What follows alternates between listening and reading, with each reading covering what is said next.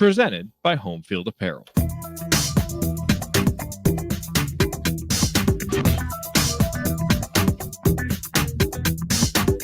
Welcome back to Crimson Cast. Galen Clavio here. The week of IU football podcast content rolls on. It's Wednesday night, October 23rd. College game day coming here in a couple of days, but we got plenty to talk about in between now and then. Special guest joining us on the show. We will bring him on in just a second. First, just a quick reminder, folks, we are brought to you here on Crimson Cast by Home Field Apparel, your place to go for the finest in college fashions, the softest fabrics, the coolest designs, and they're going to be all over Bloomington over the course of this next couple of days. If you missed the announcement, and I'm glad I can finally talk about it. I was sworn to secrecy prior to this, but Home Field partnering with a bunch of your favorite places here in town over the course of the next few days. They're going to be at Upland Brewing Company from 5 to 9 o'clock on Friday. If you want that iconic 9 Windiana shirt, and I know many of you missed it the first couple of times around, it's going to be available for $9.99 at the pop-up store that they'll have at Upland. So be sure to head over there. Plus, if you wear Home Field or buy some there, you get free Upland beer. And there's also supposed to be a surprise gift giveaway as well, along with, according to the flyer, complimentary snacks. You can't beat complimentary snacks. They will also be on Saturday morning. They will be presenting Game Day Breakfast Club at the Upstairs Pub starting at 7 a.m. and running until noon. If you arrive early, the first 200 fans through the door get a free surprise IU shirt. I haven't seen it, but I know what it is, and it's awesome. You'll want to get over there. Lots of great things going on there. Free collectible breakfast plate, complimentary breakfast. You're going to need it. You need fuel. You need base level. Students, if you're listening to me, trust me on this. Okay, do not go into the mid part of the day on an empty stomach, but head over to Upstairs Pub. Free drink special, not free drink special, but drinks, that would violate state law, but discounts and no cover, which is very important if you're going to Breakfast Club. All of this being brought to you by Home Field, and also Crimson Cast will be at Upstairs in partnership with Home Field Friday night, 5 to 6, live podcast. Got some special guests joining me, so I hope you'll be able to make it out for that. If you've never shopped Home Field before, go to that pop-up store at Upland, but if you want to do it online, go to homefieldapparel.com, use the code HOME23, and get 15% off your first order. Again, Home Field Apparel, your place to go for college sports fashion. All right. We're going to we've got on our special guest, if you're watching this on YouTube, the man who may have graduated with the highest quarterback rating in the history of the program with a 236 in his senior year. You know him from Twitter. You know him from podcasting. Former IU wide receiver Mitchell Paige joining us here on the show. Mitchell, we met randomly after the Nebraska game in person, and now here we are. Miracles can happen. This is why you go out after games, folks. How you doing? Great to have you on the show. Yeah, absolutely. I was just listening. You know what the biggest travesty I think in my life right now is? I don't own a single article of Home Field Apparel. Wow. Isn't that terrible? I'm thinking, Connor, I know you're listening. That is horrible. I don't deserve it at this point. Some of the unbelievable stuff that I'm not being paid by them. They just have unbelievable logos, designs, just bringing back classic looks. Yeah. I'm completely missing out. So I was just listening to you go through that. I may be at the Upstairs on Saturday morning, getting myself a free shirt. If I wasn't having to be in my tailgate spot at 6 a.m. basically on Saturday morning, I might just fire up the generator and walk down to Upstairs and see if I could get in at that point. I think that might be the move. If it's anything like it was last week, you'll probably be late. Late getting in, late getting out. Yeah, it was pretty jammed. And folks, if you haven't been to Upstairs, is not an official sponsor of the show, but they are our adopted bar here on Crimson Cast. If you haven't been to the new side of the Upstairs Pub, it's like a spaceship landed on the building with the coolest sports bar setup that you could possibly think of on Kirkwood. It doesn't stink. That was my first time seeing it. For whatever reason, when I was there, never really went upstairs. I think Brothers was our big spot whenever I was on the team.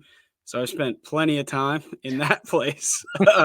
But Upstairs may be my spot. I ran into you. You never know what might happen. See, I mean, great things happen at upstairs. You'll find me there at least every once in a great while. And you'll see me there on Friday, even better. So, but I wanted to bring you on, because this is IU football's having what we would call a moment. I think you could say Feels like it. maybe the moment. And this is, for someone like yourself who is, worn the uniform and has gone out there and, was there for two of the most successful seasons in IU history, if you take the totality of the whole 120 some years. I guess first and foremost, like, what has been your reaction to this season so far? Yeah, it's definitely changed from the beginning. I think you watch them play the first game and they look pretty dang good, but we've looked good before. And then it just keeps happening. And you almost expect, I mean, I played for the team and I wasn't on the sideline expecting something to happen, but you could just feel moments in the game where it's like, oh gosh, here we're going to snap it over the guy's head or something crazy like that. And the only reason I know that it would happen is I saw it over and over. I was a part of it. I still have nightmares of double overtime Michigan, me dropping the dang ball on the goal line. I still have nightmares about it. And this team just doesn't do that. Right. They are an inevitable force. Like, if you're on the tracks, get out of the way. And I think the most impressive thing now it's finally being talked about in the national media, but they don't do anything that's crazy flashy. They're just extremely clinical, and the coaches put guys in places to be successful. They take what you're really good at and put you there. Whatever you're really bad at, they keep you away from as much as possible. And it seems like they've done that at a really high level. Obviously, you've got the quarterback. Curtis Rourke's been unbelievable. We're talking Heisman with him. But all the way through the roster, you've got an offensive line that felt like they were invisible at times in the last couple of years. And now they're standing up to what people said was a top 10 defensive line, kind of hitting them in the mouth. So Part in the Red Sea, right? Yeah, it just they feel like you just need to get out of the way. And honestly, the environment, it feels magical. I will be at every game from here on out. Even if I was still living in Charleston where I was last year, I'd be at every game. It just feels like if you haven't been, going to be a little harder to go now because every game's sold out, but you better find a way to at least be in the city on game day, because I've never seen anything like it. I truly haven't. I've got so many directions I want to go with you on this, but let me start with something you were kind of alluding to there, which is like, how clinical and how, like, it's not flashiness. It's not like, we've talked about this on the podcast before, where it always felt like when Indiana was good, they had a few like really awesome players, and then they had a bunch of guys that were like a couple of levels below, and you rose and fell based upon how well or how poorly those players were playing. And this team, I mean, I look at the roster and I'm like, where are the obvious NFL players? Like, where are the guys who are head and shoulders? It's like everybody's a solid B+ or A-, which doesn't sound impressive until you think about, well, gosh, if everybody's a B+ or an A-, and you don't have a lot of drop off, that makes a tremendous difference in, what plays you're calling, how you're scheming, asking guys to step up and do things, and not asking them to do things they can't do, as I think you alluded to there. It's rare you get a group of players together that can do that. And it's even rarer for a coaching staff to be able to harness that kind of effort and intensity. Yeah, I think as we get farther along into the transfer portal, you start to see guys make jumps from what they call the group of five, or sometimes even below, or into the big four, right? Whatever that means. I think a couple things are really going to start to stand out. The first one being how close the really good players on all of those teams at every level are to each other. Yeah. It also exaggerates how important depth is. And I think the only thing I can really compare it to is the teams that I played on, right? We had unbelievable talent at the top end. And I'm not including myself in this at all. I was just kind of a guy. But you look at like a Cody Latimer or Shane Wynn or Tevin Coleman, Jordan Howe, like those guys start at every school in the conference, in a lot of schools in the country. Maybe you start getting to Georgia or whatever, but like we had talent But if you really watch those games, especially the games against Ohio State, for whatever reason, we always matched up really well with them for a really long time. And then as you're just hitting, you start to see where that depth starts to matter, especially along the offensive and defensive lines when you've just been banging into each other for 3 hours. You just start to wear down, and that next man up being able to do it, that's where the really good teams separate themselves.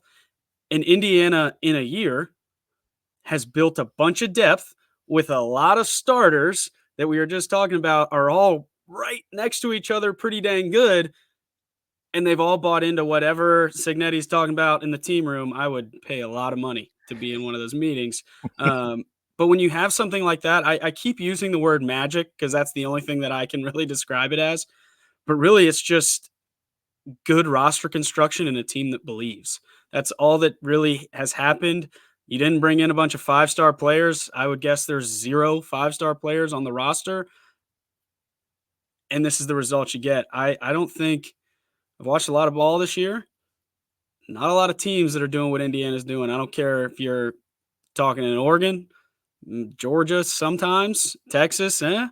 I think just the fact that we're talking about Indiana in that vein is like, it's a fake world, isn't it? Yeah, I mean, I've been joking with a lot of people on this. It's like every time I talk about how good Indiana is, or how they have a better than 50% shot of making the playoff, I feel like I'm going to get struck by lightning.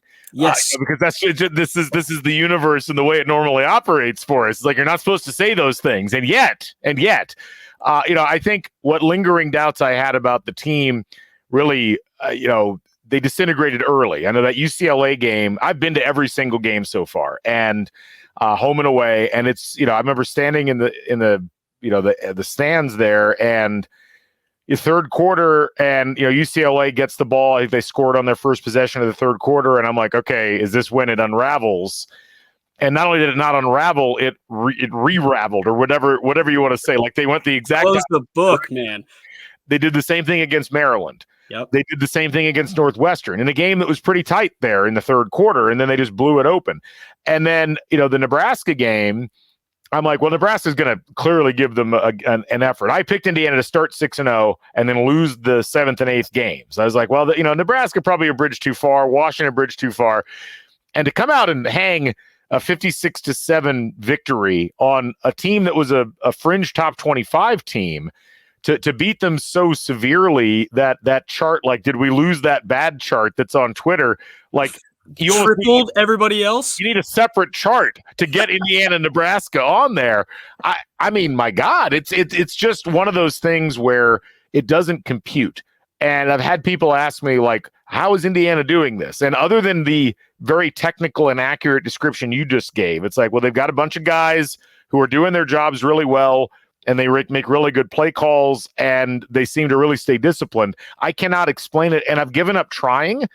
It's like if I try to peer too deeply into this, I'm afraid I'm going to undo the magic or something. So I'm just kind of like living in the moment as best as I possibly can. Just smile and wave. It's unbelievable. I think the real turning point of the season, in terms of my belief, and I think the belief of a lot of people that are true live and die IU football fans. And I'm going to pause that thought because I do want to say, even before this, now it feels like there's a whole bandwagon, and come on, all of you are invited. There's no shame that you're just now joining us. Come on, we're excited you're here. But even in the down years, the IU football fan is a unique, powerful individual. Like, to the ability to just every year bang your head against that wall is a special, special trait. And there's so many of them out there. I've interacted with a lot of people that are just die-hard football fans. And when I do come across them, it makes my week, month. It just how cool and passionate those real lifers are. Yeah. So now I'm going to pivot. As that fan, you start to talk about like when the belief changes. I was in the stadium for Maryland. You throw 2 picks in a set. It felt like you threw 2 picks before the game started. Yeah. that's a game that in the past, similar to Rutgers a couple years ago, you lose 50-0. Yep.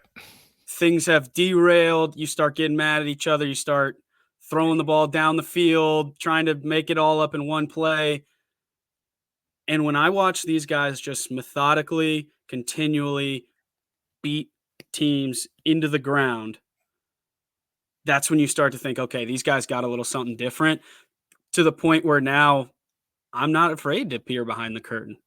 I want to see the magic, because it's real. It's not a team that in the past we've had some teams that create a bunch of havoc on defense and cause some turnovers and get some 50-50 balls to fall our way. That's just as fun, or it is fun, maybe not just as fun. Yeah. It's truly a just good team. There's nothing flashy. They don't do anything fancy. You just better bring it if you're going to play them. Yeah, it feels more sustainable than the big play approach. It's funny you mentioned like the game that you throw 2 picks early and then lose by 50-0. It's essentially what happened in Nebraska. They had that I didn't game. even think about that. They were down 50-0. It felt like at the kickoff. Yeah, and that it's just so weird for Indiana football to be the one doling that out as opposed to being on the losing end of it. I was talking with somebody who's not a huge football fan. It was the day after the Nebraska game, and I was like explaining how the whole day had gone. And they asked me something that I just thought was hilarious. They were like, "Well, why hasn't IU just hired somebody like Signetti before?" And I'm like, I don't think Great you understand. I don't think Indiana understood necessarily what they were hiring when they got Signetti. I think they had an inkling like this guy could be special. This guy is different, but it is so unusual, not just at Indiana, but in college football, to hire a coach who comes in and completely flips the culture. Especially, we've never really had the transfer portal era prior to the last couple of years, but that obviously allows you to flip the culture a little bit faster. But even with that, normally it takes 3-4 years to really get your system in, get your program in. How surprised are you about how quick this has gone? And what do you think is the reason why they've been able to get it going so quickly? Yeah, it's obviously unprecedented times with the transfer portal, so it does happen faster, but the ability to just come in with completely new guys, and he brought some from JMU, and there's some that play, so some were familiar, but it's still 85 guys that have never seen you before. Half the team got recruited by you. The other half just had 2 or 3 of the most miserable years of their lives. And now you'll come in, maybe you're a breath of fresh air, but to buy in and implement a system that is as diverse, and I keep using the word clinical, but that's what it is, and disciplined that quickly at a place that had experienced the last couple of years, I don't have any words for what that is. It's much more likely that a team like Alabama, and I don't mean this because Kalen DeBoer was at Indiana, he has probably the hardest job takeover in the history of college football. So this is no slight to him, but I'm just using that as a reference because you go into a place like Alabama that has the standards, has a bunch of guys that have followed these standards. Saban leaves, you lose a couple guys, but it's not the whole roster. It's still a very big chunk of those initial dudes that played for Nick Saban, and they average 20 penalties a game. Right. It's the same guys. That happens much more often than coming in and taking over a team that couldn't block a soul, couldn't throw it 5 yards down the field, couldn't tackle anybody, and were destined to lose every game before they even flip the coin. To have the aura isn't the right word, but it kind of is. Like when you come in, you talk crazy, first of all. Some of the stuff he said, when you look back at it, if you don't think this man was a psycho when he first got here, without seeing this, you're a liar. If you tell me that you're like, yeah, I believed him, no, you didn't. To start like that and get a team that actually believes what the heck you're saying before anybody else does, when a lot of people on campus, you go to class. I've been in those classes after we lose a game that we should have won, and the professor doesn't even know that I'm in the class and starts making jokes about the football team. I've been in that class. That's happening to those guys, especially when I win Google Me, and so does Purdue and Ohio State, especially when that happens. So now you get on campus. These people think we got a lunatic coaching the football team. They're going to be talking like that. You know what's happening at practice, but it's easy to kind of let those voices get in your head and get distracted, and they haven't done that. And I think that is maybe why I have a little more hope that they're not going to let the national media get in their head now that people think they're good. Right. And they're just going to keep on doing what they're doing. So that was a really long way to answer a question, but there's so many factors that make it unbelievable that it becomes simple. Like the real simple is they believe in them. They believe they're going to win, and they're really freaking good. That's it.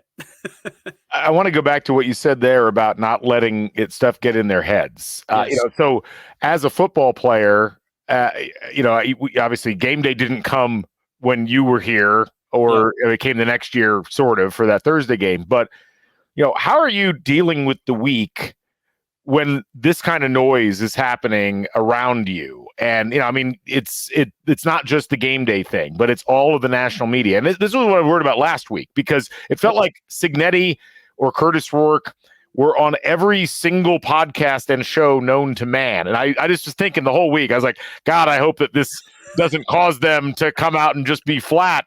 And it had the opposite effect. I'm like, maybe they need to be on more shows this week. I'm thinking the same thing.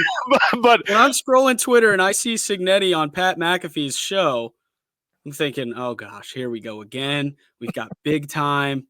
This is over with. And now I think he should be the president. I wish he was on the presidential debates. I'm fine with writing him in at this point. It might be best for everybody. 100%. But are you able to shut the noise out? Like, how does it penetrate? And what can a coaching staff do? Like, because you don't want to overdo it, because then you can almost create a self-fulfilling prophecy to some degree, to borrow something that somebody told me a couple of days ago. But it does feel like it's a tightrope to walk, especially for a group of players, at least the non-JMU guys, and their success was at a lower level. But this is not a group that's collectively had a lot of tastes of success up to this point. Yeah, it's really hard. And I can promise you that they do hear it. Now, I think as a coach, you have to acknowledge that you hear it. People think you're really good. And in some people, I've definitely been in scenarios where they say people think you're good, but you're not. And here's why, here's why, here's why. This is why we got to bring you down to make you think you're not. I'm more in the camp of people think you're really good. Now you got to go prove it, because you haven't shown them anything yet. We're not even close to how good we can be. And that kind of feels how Cignetti handles it. Now, yeah, he is hard on you when you're winning, because that's what you need to do, especially on Saturdays. But during the week, my guess is they're coaching much more positively, even when there's a negative play that happens at practice or in the game. You talk about it more along the lines of people think you're really good. If you start playing like this, they're going to stop thinking you're really good. You need to go show the world why we are different and why they're still not talking about us enough. And I think that's how you build the little chip on the shoulder. But I do have a funny story about letting the noise get in. I was still a walk-on. I was not playing, but I definitely heard it, and I was all bought in. I think it was my second year. We got through the 7th game of the season. We were like 4-3 or something. We were not blowing teams away. And somehow it shook out that there was no conference divisions yet. I don't think. Maybe there was. I think that was the leaders and legends era. That's what it was, because Wisconsin was on our side. Oh, I know. I remember this. I was at this game. Somehow it worked out that if we beat Wisconsin, Ohio State had been put on probation, I think, because of the tattoo scandal. 100%. So now we control our destiny to get to the Big Ten championship, and we are geeked all week in practice. We broke down on Big Ten champs. We got beat by 60. One of the many games that I've sadly wandered out of the stadium at halftime. Be like, well, that didn't go very well. For whatever reason, we just never the Wisconsin teams of old, and I don't think really anyone matched up with them, but the Monty Ball, Melvin Gordon teams. My dad, this is my favorite story about any game that I played. I didn't even play again this one either. This was at Wisconsin. It was like 5 degrees. And my dad was there way early, like he always was. Went to the concession stand, and he's behind these 5 humans. And they're ordering whatever they're ordering. And they turn around, and it was all ladies. We are in trouble. That looks like our offensive line. This is a They problem. were towering over him. Like, we are not getting off a block all day. It's wow. A lot of last question for you. So you were at the Nebraska game. Yep. You were out afterwards, but especially in the stadium.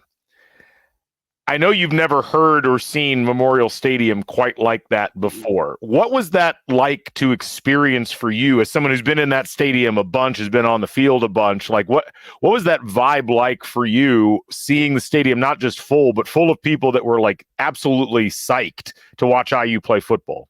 Yeah, definitely nothing I had ever seen. We got there at 6:45 in the morning, and I started getting emotional. Just driving past the tailgate fields, past upstairs in Kilroy's with 1,000 kids waiting to get in there, not just because they wanted to drink, because they needed to be there early so they could get to the game. And then my wife could tell you, I don't think I spoke for the first quarter. Just soak it in, just bask. It's so loud in there. I've never known that. Stadiums are designed like if you go to Michigan, and maybe it's because they're playing Indiana, but it's so flat. So all the noise doesn't get on you. Ohio State is built in a way that the noise is in your helmet. Memorial Stadium is kind of like that. Yeah.